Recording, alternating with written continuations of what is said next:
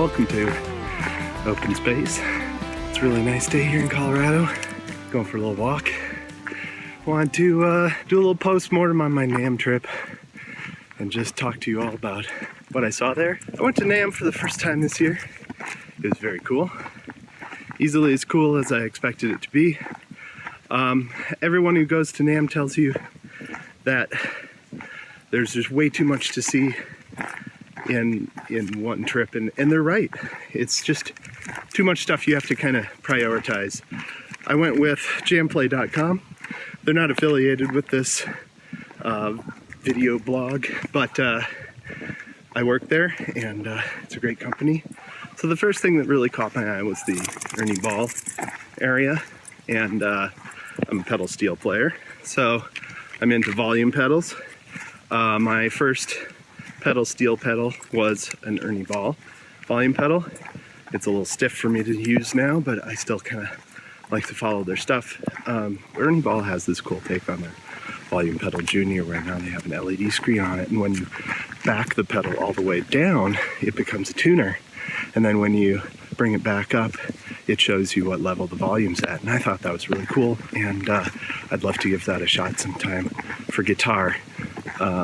So kind of near Ernie ball was this custom featured, like, custom builder area, and I spent some time in there just kind of looking at that stuff because it was cool. So there's this arch top with these crazy sound holes that were almost like insect, like the gills in an insect creature or something. I thought that was really neat. They like came out the side. We had some pretty neat bass guitars that were shaped like upright basses, but I think they were like bass guitars. And they had this really long cutaway. If I remember, they had a fretless and a standard fretted. There was this one builder that had these violin style guitars with like these, I mean, I don't know how to explain it, except the finish, they really looked like they were violins, but guitars. And they had these great F-holes, and I thought that was really super cool. And there was a lap steel too that seemed to, like, maybe it had a hollow neck. Guitars with the electronics outside, I'd never seen anything quite like that. You know, just all the components outside, and you see this little braided wire going in to where the pickups are presumably wired. So really takes the slab of wood with electronics stuck to it, like, to a new level. I would say the Rando Award goes to Lace, who I think of as doing these sort of like high fidelity, broad range pickups, you know, the Lace sensors, and then they've got the Illumitones, which are big in the pedal steel world. But they've started offering these cigar box guitars, and that's kind of cool. It's really not what because like I said, I think of them as making these sort of hi-fi products. The cigar boxes are like the opposite of that, you know. They had 3 and 4 string models. They sounded really neat. They had a guy playing them. They sounded really neat. Tusq Picks gave me a couple of picks. I'm gonna try. I'll probably do a demo of those. Thumb picks. I really like my speed pick thumb picks, but you never know. I'm always on the lookout for something that maybe inspires curiosity or creativity. So I'm gonna give those a shot. Let's see, the Vanflet Amps I just thought looked so nice. They had like these steel, like rolled steel chassis, but it wasn't just a chassis, it was the whole amp head was made out of this rolled steel or whatever it was. It looked like it was some kind of pressed or rolled steel, but I just thought they were so pretty. You can see all the big transformers in them, and they just look like power. Let's see, B-Tronics Swarm, that was their new pedal. I've been interested in the Royal Jelly because I like dual voiced overdrive, like distortion units. So that's like a dual channel overdrive. But yeah, they've got this Swarm, and it's like some kind of crazy envelope filter weird thing, but cool. Like, I watched the demo video, and it, like, if you're into making really crazy sounds, that can make really crazy sounds. George Ellis gave me a neat demonstration, and I'll show it here, of their cables. With my product, there's a 7-strand copper center. There's a pin in there that strikes the hot. The cap makes the ground connection. It cuts into the braided shielding. You can sort of see there's a hole in there that pricks. Right. So all you got to do to repair it is cut it flush. Okay. Had to round the hole up so it fits down in the hole. Line it up with the hole and you'll sort of feel it slide down in there. Give it a good push and hold it in for a second. Just give it a solid push. Yeah. Lay it over in the channel. Okay. Start the cap. And that's going to cut into It cuts in and it crimps the cable at the same time to hold it in place. Okay. And when you tighten it down, you want to go all the way down. You want to smash it all the way down. Okay. And you don't want to hold the cable down like this. You want to let it go because the cap needs to do all the work. Okay. And then just go all the way down. That's it. Then right. for a straight, if you want to remake it straight, small set screw, flathead, back it out just enough, last thread. Yep. Remove what's been damaged. Okay. Again, just cut it flush. I mean, you could do this at a gig. Yeah, in 5 minutes. Yeah. Less than that. How long's the video been on? Oh gosh, like a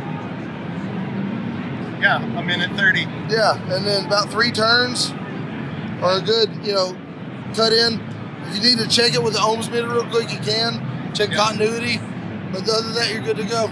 Great. Taylor Williams with George L's Musical Products. I've never done George L's cables, kind of because I like soldering cables. Sorry guys, I just do. It's like a zen thing for me. I probably shouldn't breathe in the stuff, but like I can see where they're really, really super practical and they make sense for people to use, George L's, and I've heard great things about the sound quality. So thank you very much guys for showing me those.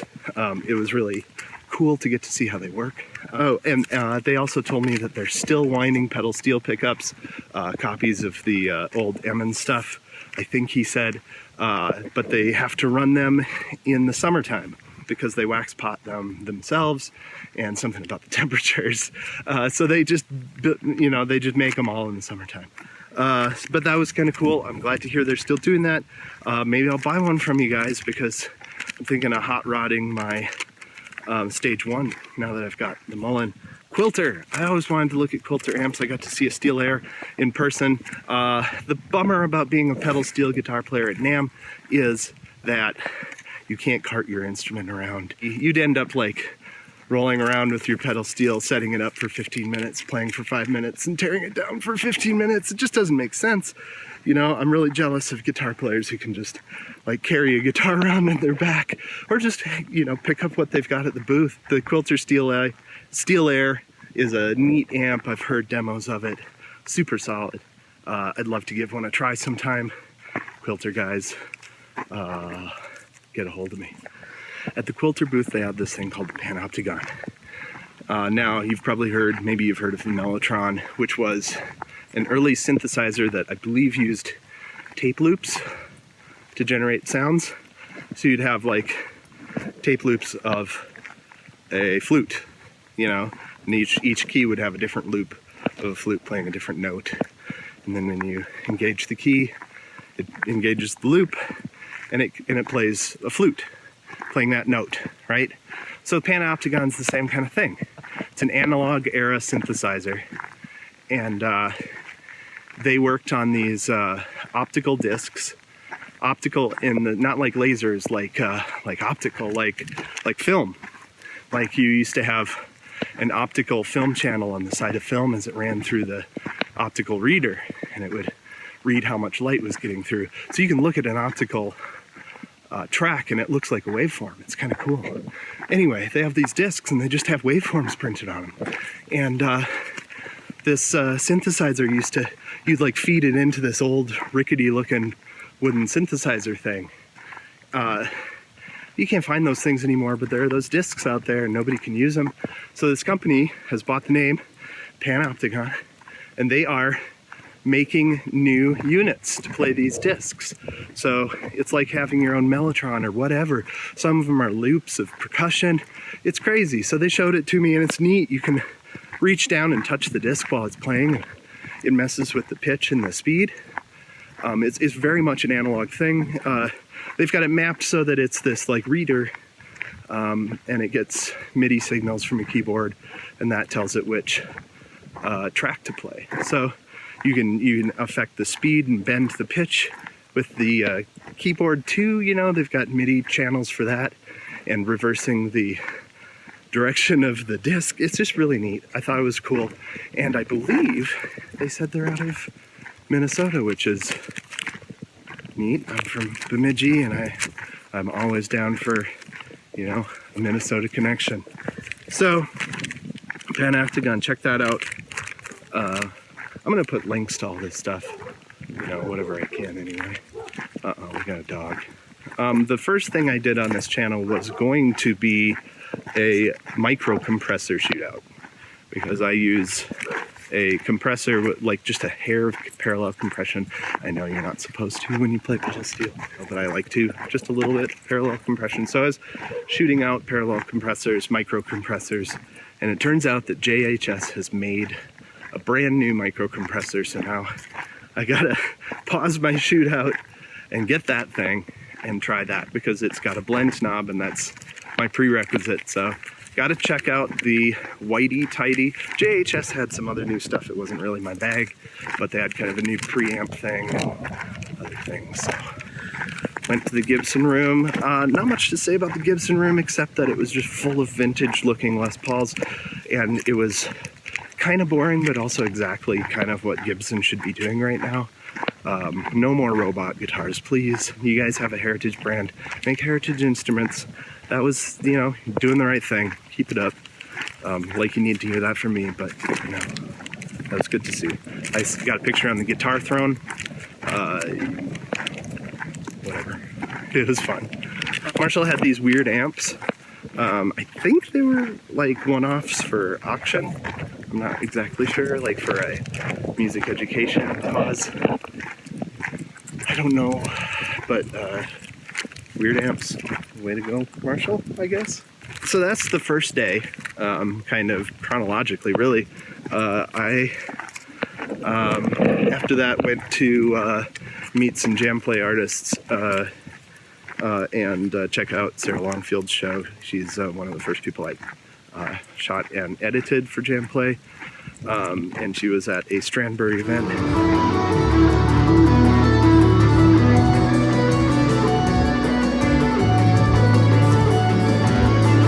Second day, day two, we went down to the Tonewood booth to see Mike Dawes play, and that was pretty cool.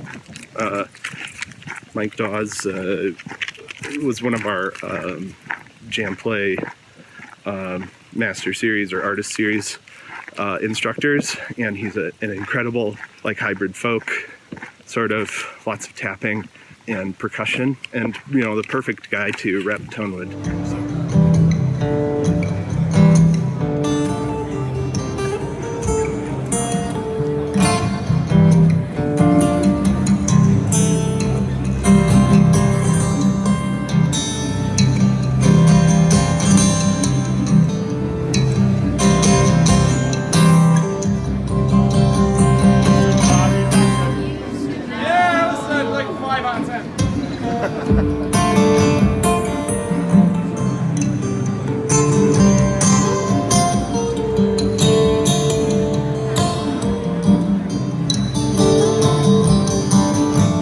Right next to Tonewood, we had a Republic Resonator.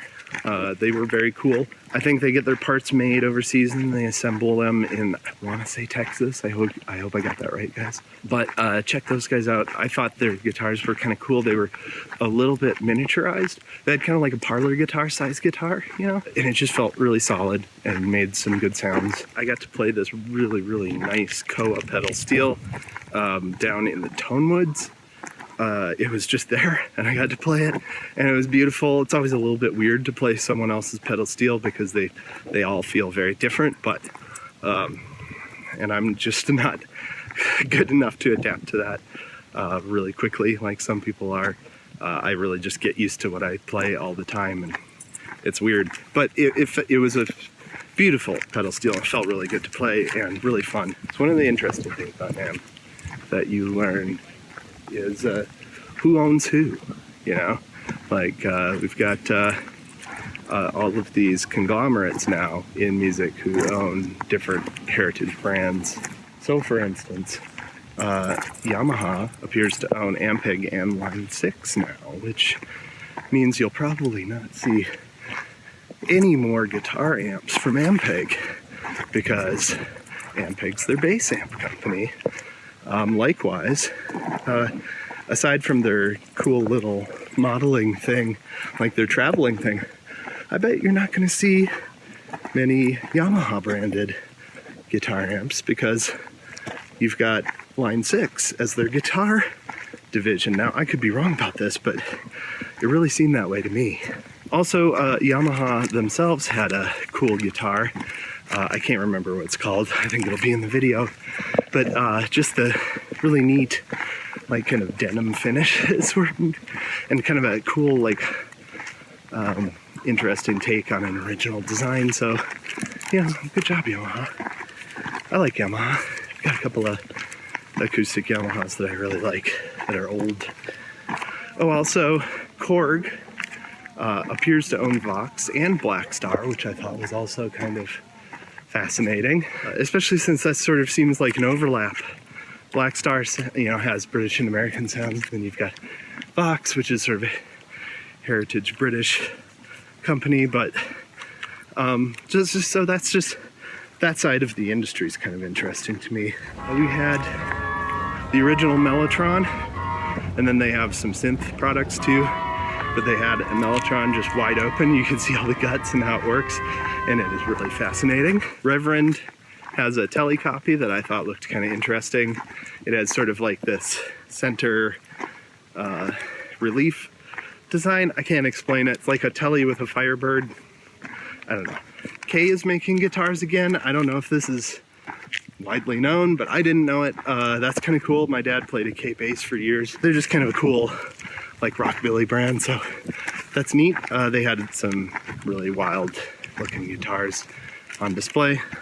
Another guitar builder that had some cool designs was Deusenberg. Always thought they had sort of this outlandish flair to them, but still somehow tasteful. Maybe disagree. But they had this one mirror top guitar that I thought looked really neat. Danelectro has distressed pedals. Is this what we need in this world? I mean, I'll admit that my curiosity's piqued and I'd probably try them, but what the hell? I have to say, like, I barely understand distressed guitars. Distressed pedals? I don't know, guys. It's the, and what's weird is, like, the whole ad campaign is about how old they are, and it doesn't really talk about what they sound like, like, I still don't really know what these things sound like. I know it's the era of the internet, it's probably out there somewhere, but still, distressed pedals. One sort of practical thing from Celestion that I think is a sign of the times is they are offering a full range speaker now. I don't know if you know what this is, but modeling amps model everything, right? They can model the amp, they can model the cabinet. So in a lot of cases, you don't want a standard guitar speaker pushing a modeled sound, especially if you're modeling a cabinet and you want to be able to model different kinds of cabs and different kinds of speakers, right? That guitar speaker is going to add a level of coloration. It's going to take you away from what the model is supposed to sound like. So you want a full range speaker, something that's meant to reproduce all of the sounds with a flat frequency response, or at least as close as you can get with a physical speaker in a physical room and a physical cabinet. I mean, there are all these extra things, but so this is obviously a sign that Celestion thinks that this is a serious part of the market. The whole amp modeling business is not going away. I would say they're obviously right. Amp modeling is really practical and convenient and works very well for a lot of people. I'm curious what a full range speaker would sound like with just a regular tube amp and a pedal steel. A lot of pedal steel players are always trying to get a full range sound. And I wonder if people who play pedal steel are going to start using this Celestion to produce pedal steel sound. It could be interesting. I might try that. I went into the PV room. It's interesting. You kind of go to these big manufacturers and you expect to be blown away with this crazy new technology that they're going to push on you. But PV, I found, was really not like that. In fact, a lot of manufacturers weren't like that. This is really about, here's what we're selling, and a lot of what we're selling is practical, because why would you want all of these crazy outlandish products, right? Still, you're sort of at this huge trade show and you think, oh, I'm gonna see the craziest stuff. And you do see crazy stuff, but a lot of it's really normal. And PV was a good example of that. It was all their standard guitar stuff, their standard Trace Elliott bass stuff, their standard, PV owns Trace Elliott. That was a surprise to me. And it was their PA stuff, and you could choose, they had like some music going and you could choose which PA to listen to, you know, with a little button, like a little touchpad. I found that to be a little bit surprising. You know, some of the manufacturers just didn't go all out and do crazy things, but like in PV's case, I thought it made a lot of sense. And they did have this exploded speaker design where you could see like the inside of how they make their speakers, and I thought that was pretty cool. So Waves has a new plug-in. It's called the CLA Mixhub, and it's kind of different. Once it got explained to me, I kind of understood why it could be valuable.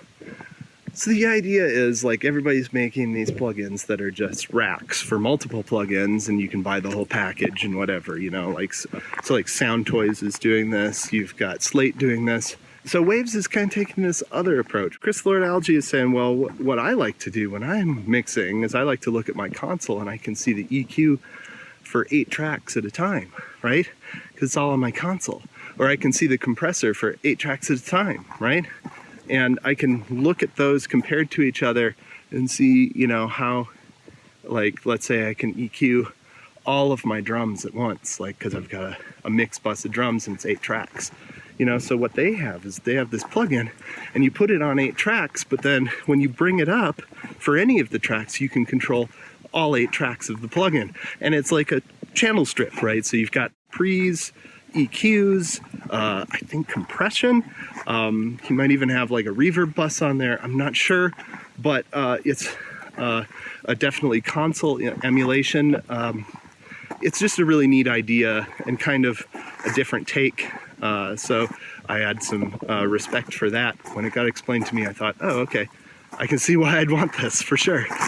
Avid had a cool mixing for Dolby Atmos booth setup, which I thought was just kind of a trip, seeing how many channels of audio were going on there. We had Slate showing their Raven setup, and then also their digital interface. I think it's got 8 mic pre's on it. I got to turn the knobs on that thing, and I felt like it was a really cool piece of gear. It's kind of different from a lot of other pieces of gear that you'd use, because you've got like 8 mic pre's, and each one has like a solid knob with a solid feeling pot on it, and they're all like machined, I think machined aluminum. It feels like a real piece of gear, and a lot of those interfaces, especially at like mid-range price points, kind of feel plasticky and cheap. So I thought that was really something that stood out about Slate's thing. So I got to check out Barefoot Sound and Amphion speakers. They both sounded amazing, slightly different. Barefoot had kind of more of I just want to say warm, like they've got those big subs in them, so they just had this like low energy that was really powerful but smooth and sounded good. But then Amphion had this really great upper mid-range detail that sounded really great. It's of course like the worst possible listening conditions you can imagine, right? I mean, obviously, but still very cool. Royer had their new ribbon mic there, and it's a sort of a lower priced version of their classic design, meaning that it's got an internal shock mount, and their sort of proprietary way of mounting the ribbon in sort of asymmetric style, so that you get a figure 8 signal with sort of a different response on both sides. That's just sort of the classic Royer design, and this new one has that at just a easier price point to swallow. They also have a competitor for the Cloud Lifter, the Cloud microphones, sort of inline preamp thing. I use a SSL bus compressor on a lot of my mixes, but I use a plug-in, and I got to try Serpent Audio's SSL 500 series bus compressor unit, a stereo bus compressor that works, you know, pretty much like you'd expect an SSL clone to work. It was super cool and super solid, and I've always wanted to try to get my hands on one of those, so thanks a lot, Serpent guys. You got to twiddle the knobs on a Trident board. That was really fun. Tonelux has a really cool microphone and preamp combo that sounded creamy and delicious. I would definitely check that out. And there was a company called Mara Electronics that refurbishes tape players. And I believe they're also operating out of Minnesota. Shout out to Minnesota, my favorite state of the union. And they had a setup where you could A/B, you know, a standard signal and then a signal that they had running through tape. So that was really cool, and I got to listen to some of my music going through their tape because they had Spotify set up. A lot of people have that now, so that's really neat. So pretty soon after Mara, the second day was over, I went back to the hotel and just recouped, because at that point I'd been walking all weekend. At NAMM you walk everywhere all day. It's like just a day-long hike through audio land. I was exhausted, but satisfied. Yet, I did not see everything I wanted to see. I could not find TC Electronic. I don't know if they're a subsidiary of somebody, and I just didn't see the booth. Maybe they were in the plug-in area. I didn't get in there, so I didn't get to see companies like IK Multimedia and stuff that I wanted to see too. I didn't get into the Fender area. Apparently they have like a whole floor to themselves. I would have loved to have seen some of their new amplifiers, some of their new guitars, but I mean, it's just a crazy, crazy, crazy huge thing, and hopefully I get to check it out again. Thanks for checking this out. I'm gonna try to do this video blog as often as I can, but I am busy making music and making videos about making music for Jam Play, so we'll see you, I guess, when we see you. This is Phil from Openspace here saying, make music every day. Catch you later. Hey folks, welcome. Ooh, just the fresh air, people. Had somebody checking out a perfect place to crap. On is, how do I get my shot? What are we doing here? Thanks for going this way.